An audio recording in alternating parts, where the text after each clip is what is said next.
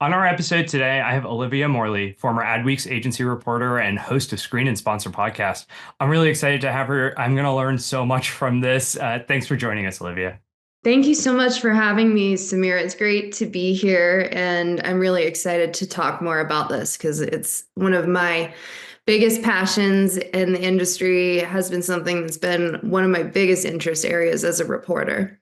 Yeah, I know we talked about this ahead of time, and I'm so excited to learn more about it. Before we even get into the topic of film and marketing, let's actually start with your journey to how we got to where we are today. So, can you tell us a little bit more about you, Olivia, what your career path, what you're doing now? Sure.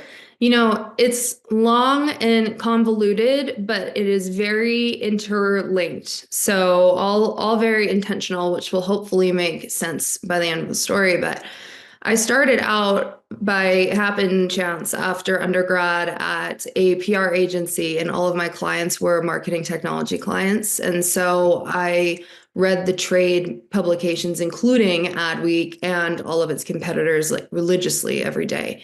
And it was 2016 at the time, and the first Donald Trump presidential cycle was sort of underway leading up to the election. And there were lots of conversations about fake news, things like Cambridge Analytica or ad tech and its relationship to fake news more broadly. And so I was just personally interested. It was almost like, okay, this is some way of explaining what's going on culturally. So Yeah.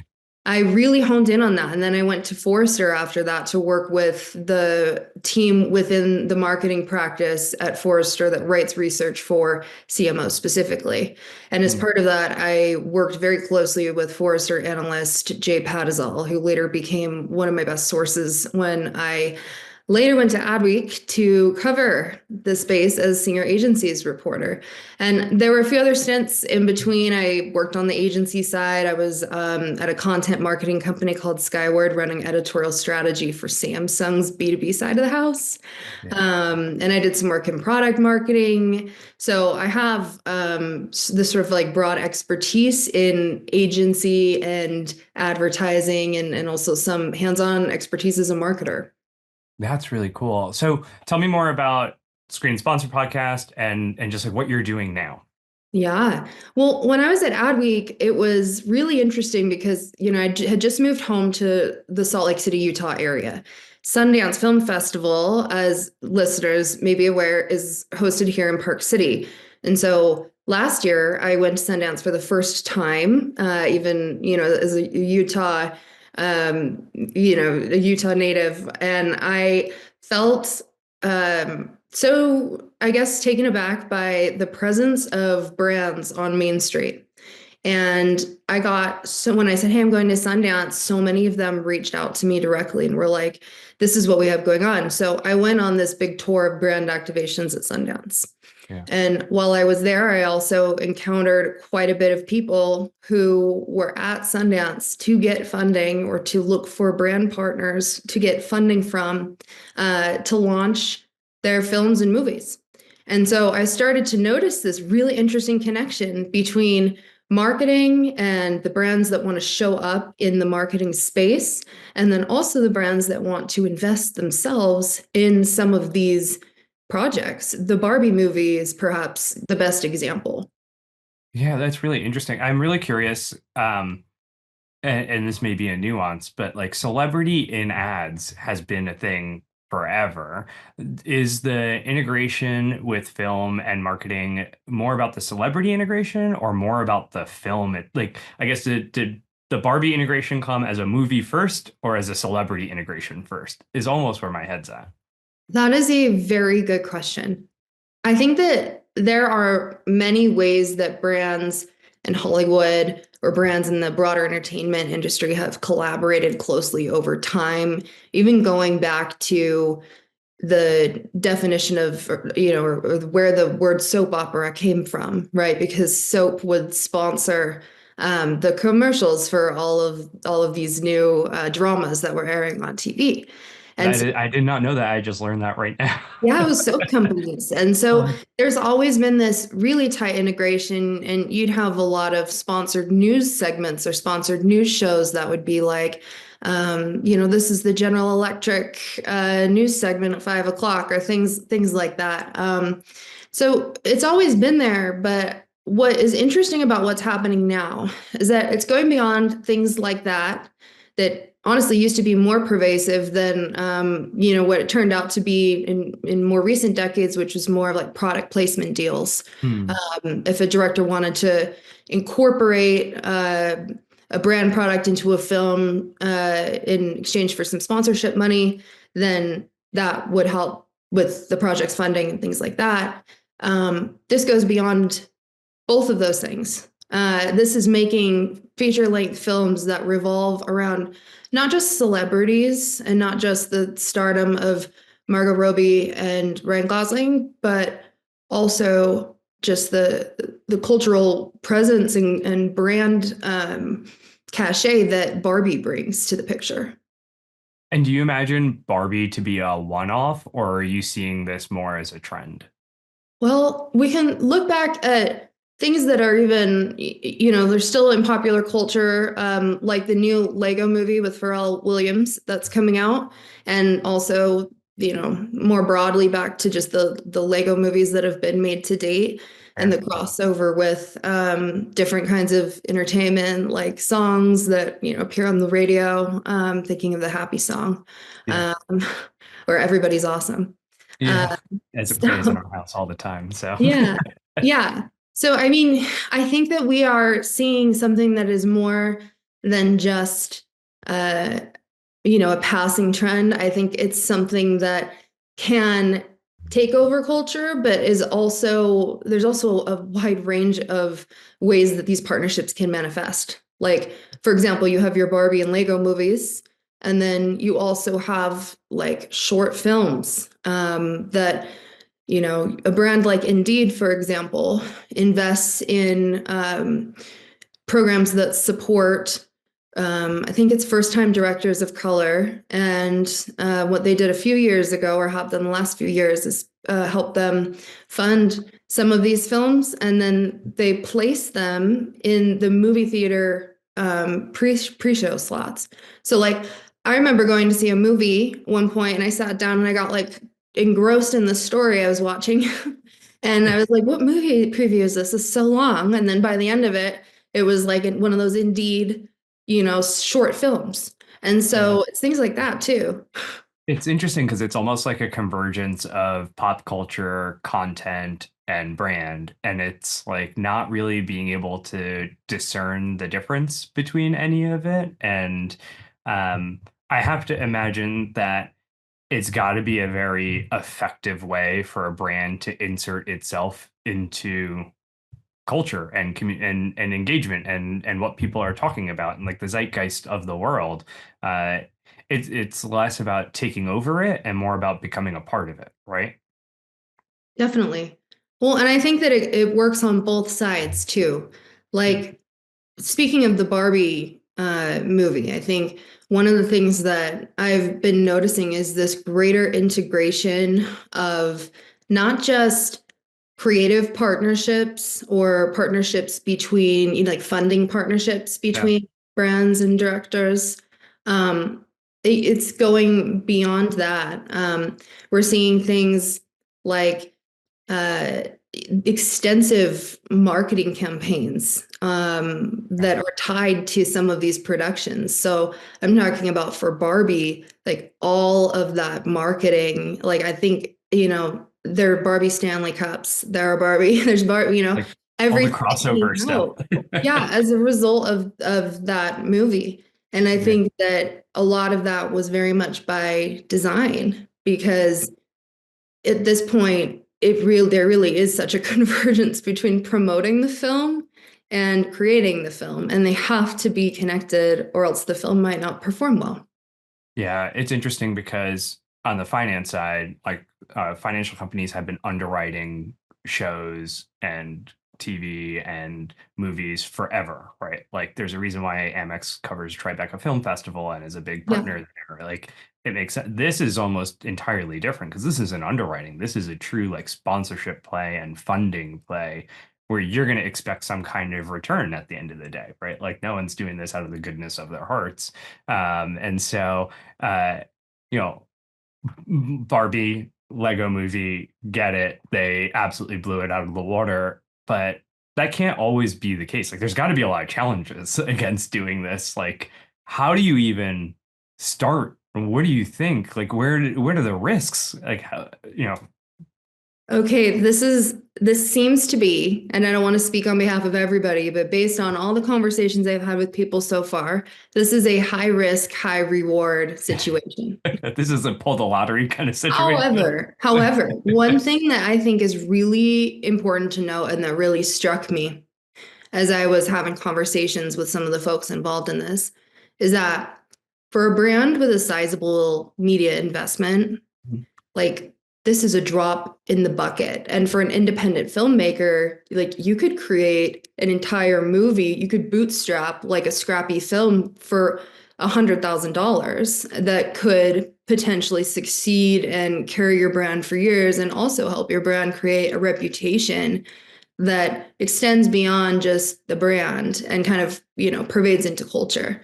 And so it is, the fact that you're making the investment without, I guess, a guaranteed return is Yeah. certainly a risk, but in the broader scheme of risks you could take, and marketers certainly do take on a regular basis, this is, I think, kind of small potatoes, and so it's an easy win.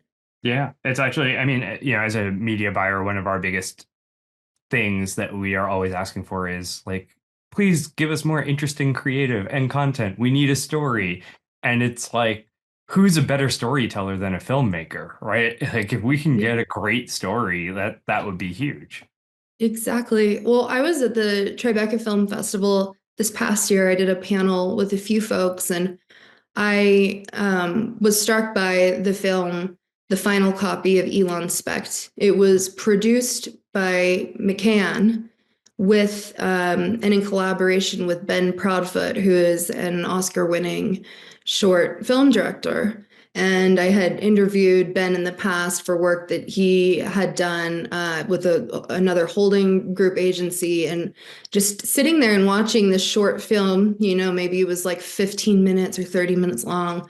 I cried by the end of the film. And I it mean, was that's such awesome. a cool thing to see because these are real professionals that they're bringing in who really know how to take something that comes from a brief and make it truly beautiful. And mostly it's because they have the creative freedom or the granted creative liberties that they didn't used to be able to exercise. Yeah, it almost seems like these films also give brands permission to almost break their brand guidelines and be just like, say what they want to say, however they want to say it, and not feel kind of beholden to this, box that they have to stay in. Well, look, I think there's a few ways that there are a few options for Mhm. how they may enter the ecosystem depending on what they're comfortable with. Right. Because I know from working with brands how difficult it is to get approval even on something small sometimes, Yeah. let alone something really, really big like this. Yeah. And so I think that, you're seeing different levels of investment, and that's something that the industry supports as well. Whether it's like creating slightly more cinematic TV spots that maybe you create, sort of like a cinematic universe, right? Like Mhm. for your ad. I guess Flow is a good example, or any kind of like recurring mascot that you could then eventually, when you're ready, translate to something off screen. Yeah, that's it's really interesting to see how this kind of plays into the overall marketing ecosystem for a brand versus making it feel like a one-off. It doesn't need to be the tip of the spear and it doesn't need to be the entire spear also. It's kind of how does this fit in to the mix?